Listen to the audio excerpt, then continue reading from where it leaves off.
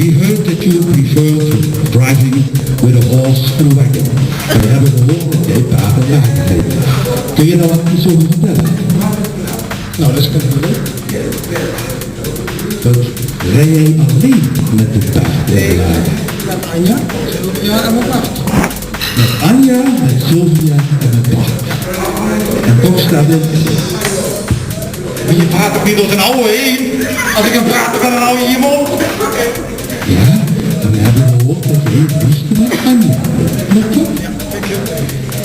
Voordat wij een heerlijk flesje vleugelkool hebben, zouden we jou willen vragen een klein, maar leuk Sinterklaasliedje van Sint-Nicolaas te zingen. Heel klein, en degenen die het kunnen, mogen meezingen. John, rol de microfoon. Dag Sinterklaasje, dag, duiveltjes, Dag Sinterklaas. duiveltjes.